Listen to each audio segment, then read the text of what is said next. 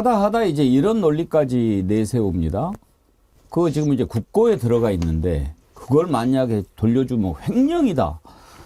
나 살다 이런 논리는 또 처음 들어봅니다. 이철규 국힘 공관위원 경찰 출신이라고 하는데 저런 법률을 적용을 하면서 수사를 했을까요? 난 이해가 안 가는데 일단 따져보기 위해서 다시 한번 들어봅시다. 총선 앞두고 김건희 여사는 리스크 관련해서 그거는 뭘까 공작이잖아요. 여러분 가시다가 교통사고 나시면은 교통사고를 야기한 사람이 책임을 져야 됩니까? 왜 집에 안 있고 길거리에 나와가지고 교통사고 당했냐라고 책임을 물으면 여러분들께 묻는다면 동의하시겠어요? 똑같은 케이스잖아요. 그러니까 제가 알기로는 절차를 거쳐가지고 던져놓고 이미 국고에 기속이 됐는데 국고에 기속된 물건을 반환하는 것은 국고 횡령이에요. 그 누구도 반환 못합니다. 그건 대한민국 정부 거죠. 그런데 그걸 뭐 반환해라, 또 사과해라. 사과라는 것은 불법이라든가 과오가 있을 때 사과하는 거예요. 그래서 그 부분에 대해서는 단호하게 제가 말씀을 드립니다.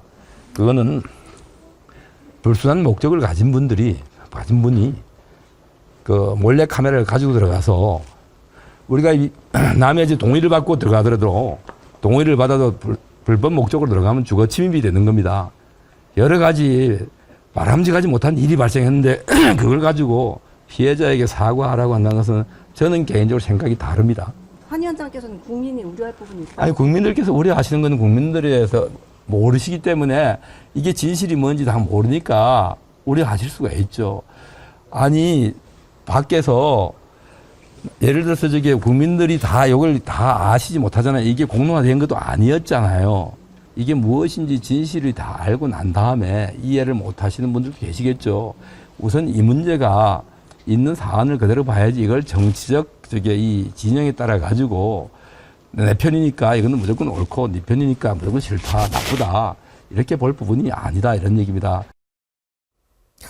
국민이 뭘 몰라요. 다 봐버렸는데 안 봤으면 뭐 저런 말을 해도 그럴 수 있겠거니 하는데 봤잖아요.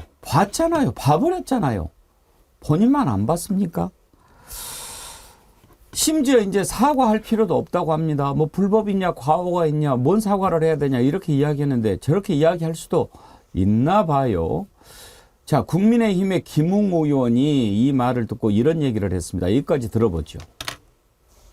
안 그래도 어젯밤에 이거는 이제 TV조선 단독 보도인데 지난주에 한참 이 문제로 막 뭐 김경률 비대위원이 인터뷰하고 이럴 때 김건희 여사가 당 쪽 인사한테 필요하다고 당이 판단한다면 제가 사과하겠습니다라는 입장을 보냈대요. 네. 근데 이제 당에서 아마 안 하는 쪽으로 결론이 난 건지 어쩐 건지 모르겠습니다만 그런 입장을 표명했다. 당에서 그런 판단을 했을 리는 없죠. 그러니까 당에서는 김건희 여사가 그런 입장을 표명했다라는 얘기가 있는데 그게 사실일 거라고 보세요? 글쎄요. 그거는 뭐 제가 직접 뭐 받은 게 아니라서 그거는 확인할 길은 없는데 결국 지금 상황에서 계속 버티고 나가기는 어렵습니다. 이 문제는.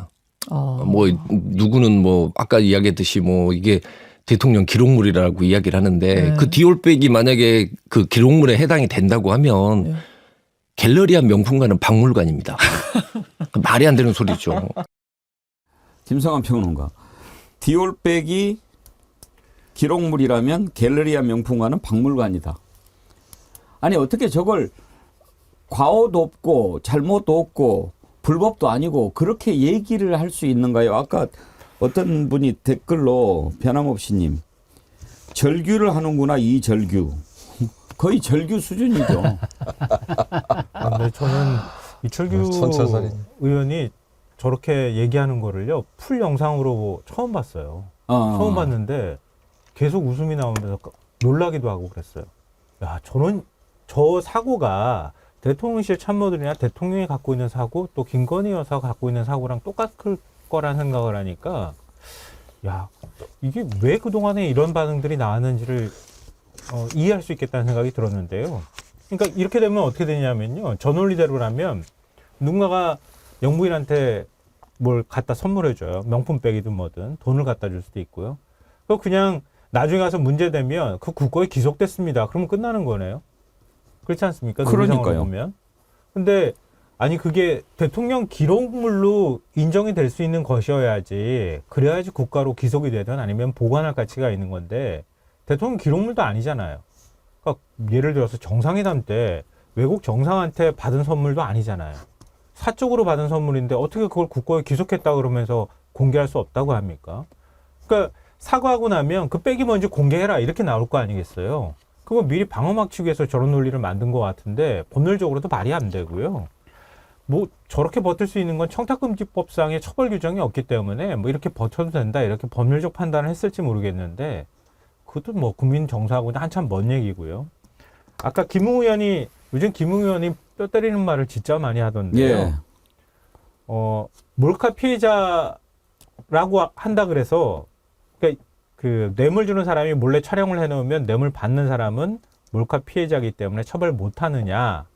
세상에 그런 나라 그런 검사는 없다 이렇게 얘기를 했거든요. 김웅 의원이.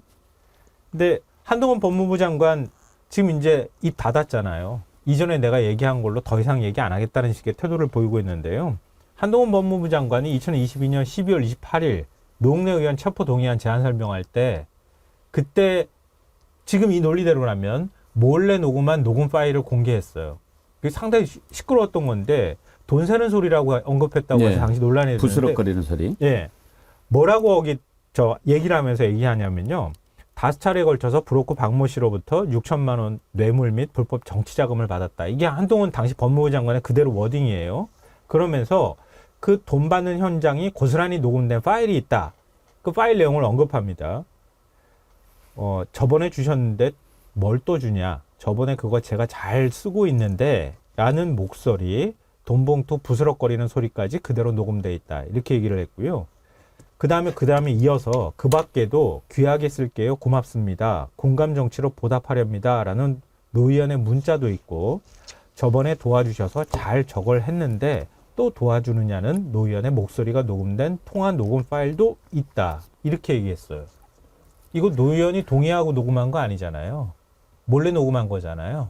지금 이런 논리대로라면 몰래 돈 주면서 노 의원 걸기 위해서 돈 갖다 주고 그리고 몰카 공작처럼 몰래 몰카 녹음을 한 거 아닙니까? 노웅래 녹음한 의원이 거죠. 피해자가 되는 거죠. 피해자가 되네요. 그렇죠. 예. 그러니까 그 이 논리라면. 논리를 한동훈 법무부 장관이 그대로 체포동의안 표결할 때 찬성하라고 얘기하고 민주당을 마치 그걸 옹호하는 정당처럼 표현해서 당신도 논란이 많았는데 그렇게 했던 사람이 지금 국민의힘 비대위원장입니다. 근데 몰카 공작이라고 자기 입으로 얘기를 하잖아요. 그 말씀하시니까 이런 데서 똑같이 그렇게 얘기를 하고 있고요. 그 말씀하시니까 이해가 팍 되네요. 이해가 팍. 제가 한 말씀을 보태면 아까 잠깐만요. 그 말씀하시기 전에 네. 제가 정정을 하나. 네. 아까 그 절규를 하는구나 이 절규 네. 그 글을 댓글 올려주신 분이 보스 형님 TV님이십니다. 제가 소개를 잘못했는데 보스 형님 TV님 죄송합니다. 저희 더보기란에 주소 남겨주십시오. 디오르시에서 나오는 크레직폼 선물 보내드리도록 하겠습니다.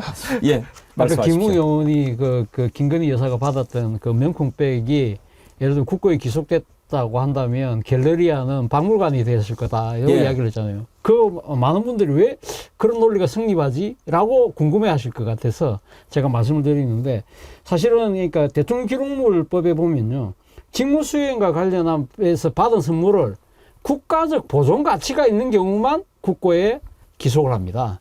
그래서 그러니까 보존 가치가 있기 때문에 그러니까 국고 기속했다는 이야기는 보존 가치가 있어서 기속했다고 한다면 그럼 갤러리아에 있는 명품은 전부 다 보존 가치가 있는 거니까 박물관이 된다는 그렇죠. 그 이야기를 하는 거예요. 예. 근데 사실은 지금 근데 문제는 뭐냐면 직무 수행과 관련된 부분인데 그러니까 지금 보존 가치뿐만 아니라 직무 수행과 관련이 된 선물이어야 되는데 그럼 김건희 여사는 그날 가면 대통령 직무를 수행하고 싶다는 이야기인가요?